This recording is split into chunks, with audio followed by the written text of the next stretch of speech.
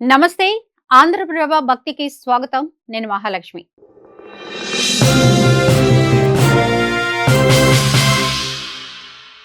కైలాస పర్వతం అనేది 4 మతాలు, హిందూ మతం, బౌద్ధ మతం, జైన మతం, బోన్ దాని పవిత్ర స్ఫూర్తితో అల్లుకున్న పవిత్ర స్థలం. ఇది కేవలం రాతి పర్వతం, మంచి పర్వతం కాదు. ఇది విశ్వాసం, ఆధ్యాత్మికతకు ప్రతిరూపం. కైలాస పర్వతంపై శివుని శక్తి శాశ్వత మూలం. టిబెట్ నైరుతి మూలల్లో ఉన్న కైలాస పర్వతం 6,638 మీటర్లు అంటే 21,778 అడుగుల ఎత్తులో ఉంది.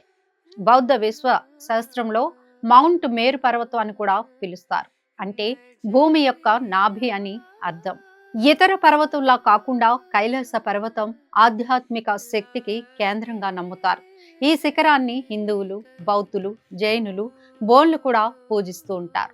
కైలాస పర్వతం ప్రశాంతమైన ప్రకృతిలో దేవతలు నివసిస్తున్నారని నమ్ముతారు. కైలాస పర్వతం ఆధ్యాత్మికత, దైవత్వానికి నిలయం. ఎందుకంటే ఇది శివుడు, డెమ్చోక్ లేదా రిషభనాథుడు వంటి దేవతలకు నిలయం. సన్యాసులు, ఋషులకు జ్ఞానోదయం కలిగించే ప్రదేశం. కైలాసాన్ని సందర్శించిన పర్యాటకులు కైలాస పర్వతం వద్ద దైవిక శక్తుల ఉనికిని కూడా గ్రహించారు. టిబెట్లోని హిమాలయాల్లో ఉన్న కైలాస పర్వతం శివుడు, పార్వతీదేవి, వారి పిల్లల నివాస స్థానంగా నమ్ముతారు.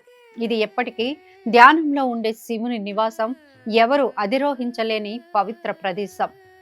రావణుడు కైలాసాన్ని కదల్చడానికి ప్రయత్నించడం, శివుడు తన కాలి బొటన వేలితో నొక్కి అతన్ని శిక్షించడం వంటి అనేక పౌరాణిక కథలు ఇక్కడికి ప్రసిద్ధి.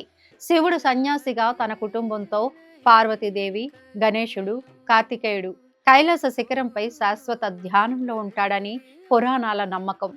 రావణుడు తన తల్లి కోసం కైలాస పర్వతాన్ని ఎత్తుకుపోవాలని ప్రయత్నించి శివుణ్ణి భక్తితో క్షమాపణ కోరిన ప్రదేశం. రావణుడు పర్వతాన్ని కదిలించినప్పుడు శివుడు కాలి బొటనవేలితో నొక్కి ఆ సమయంలో రావణుడు పాడిన శివతాండవ స్తోత్రానికి సంతోషించి అతనికి శక్తులను ప్రసాదించాడు.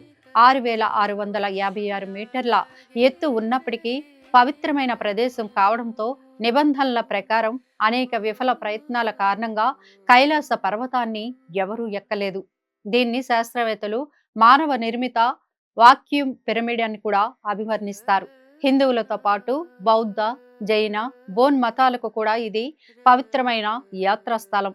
దీని చుట్టూ ఉన్న మానస సరోవరం, రాక్షసతల్ సరస్సులు దైవిక, రాక్షస శక్తుల ప్రతీకలుగా చెబుతూ ఉంటారు. కైలాస పర్వతం నుండి రాత్రి సమయంలో డమరుక శబ్దాలు వినబడుతూ ఉంటాయని స్థానికుల కథనాల నమ్మకం. విలాసవంతంగా నివసించే ఇతర దేవుళ్ల మాదిరిగా కాకుండా శివుడు ఒంటరి కఠినమైన పర్వత శిఖరంపై ఉండటాన్ని ఎంచుకుంటాడు. ఇది అతని ధ్యాన, సన్యాసి స్వభావాన్ని చూపిస్తుంది. కైలాసం పైన శివుడు శాశ్వత ధ్యానంలో కూర్చుంటాడని, అతని భార్య పార్వతి పక్కనే ఉంటాడని యాత్రికులు నమ్ముతారు. కైలాస పర్వత దర్శనం తర్వాత మీరు తప్పక సందర్శించాల్సిన 7 ప్రదేశాలు ఇక్కడ ఉన్నాయి. యమద్వార్ లేదా టార్బోచే అత్యంత ప్రసిద్ధ పర్యాటక ఆకర్షణలో ఒకటి. కైలాస పర్వత పరిక్రమకు ప్రారంభ స్థానం. యమద్వార్ లేదా మృత్యుదేవత ద్వారం దాటడం వల్ల గత జన్మలో చేసిన పాపాల నుండి విముక్తి లభిస్తుందని నమ్ముతారు. యమద్వార్ వద్ద ఒక ధ్వజస్తంభం నిర్మించబడి ఉంటుంది. టిబెట్లను దాన్ని ప్రదక్షిణ చేస్తారు. హిందూ విశ్వాసాల ప్రకారం యమదేవత ఈ ప్రదేశాన్ని కాపాడుతుంది. మానస సరోవరం. టిబెట్లోని మానస సరోవరం సరస్సు ప్రపంచంలోని ఎత్తైన మంచినీటి సరస్సు. ఇది కైలాస పర్వతం నుండి 20 కిలోమీటర్ల దూరంలో ఉంది. దీన్ని దేవతల సరస్సుగా పరిగణిస్తారు. మానస సరోవర్ అనే పదం 2 పదాల నుండి ఉద్భవించింది, మానస్ మరియు సరోవర్. దీన్ని స్థానికంగా టిబెట్లో మాపం యింతోన్స్ అని పిలుస్తారు. యాత్రికులు సాధారణంగా సరస్సును ప్రదక్షిణ చేస్తారు.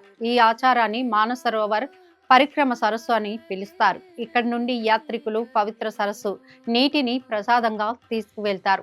బౌద్ధ విశ్వాసాల ప్రకారం బుద్ధుని తల్లి మాయ మానస సరోవర్ సరస్సు వద్ద గర్భం దాల్చింది. ఇది బౌద్ధులకు విశ్వాస ప్రదేశంగా మారింది. రాక్షస్ సరస్సు లేదా రావణ తాల్.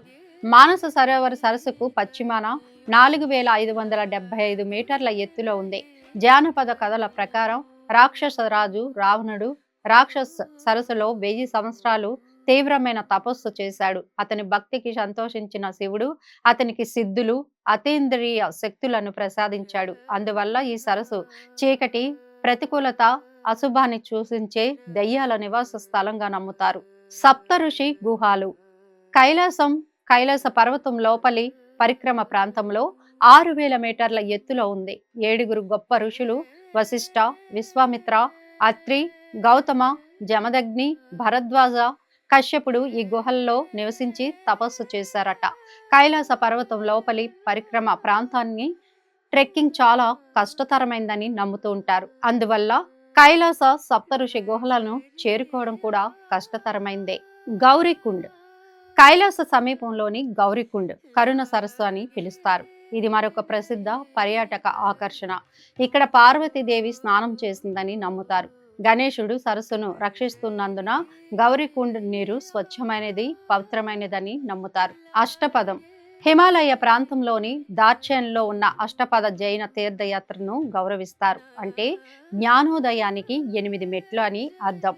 ఇది కైలాస పర్వతం సమీపంలో ఉన్న అంతగా తెలియని కానీ ప్రసిద్ధి చెందిన జైన తీర్థయాత్ర స్థలం. ఇక్కడ రిషభనాథుడు జ్ఞానోదయాన్ని పొందాడు. నంది పర్వతం. ప్రతి శివాలయంలో శివునికి అభిముఖంగా నంది విగ్రహం ఉంటుంది. కైలాస పర్వతం యొక్క దక్షిణ ముఖానికి ఎదురుగా నంది లాంటి పర్వత నిర్మాణం, నంది పర్వతం ఉండటం చాలా వింతగా ఉంది.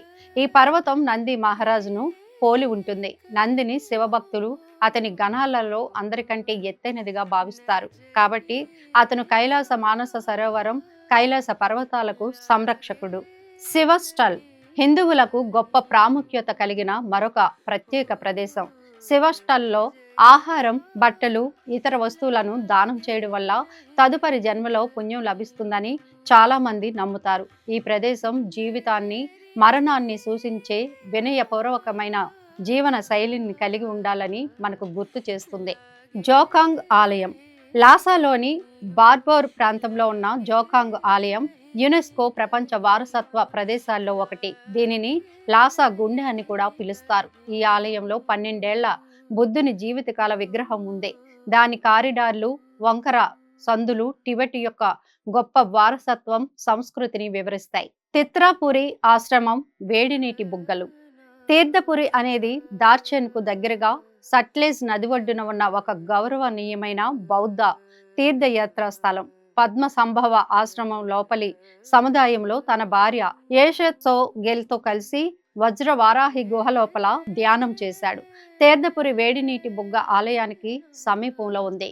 ఆశ్రమానికి వెళ్లే మార్గంలో మణిరాళ్లు, ప్రార్థన జెండాలు, యాకుల పుర్రెలను చూడవచ్చు.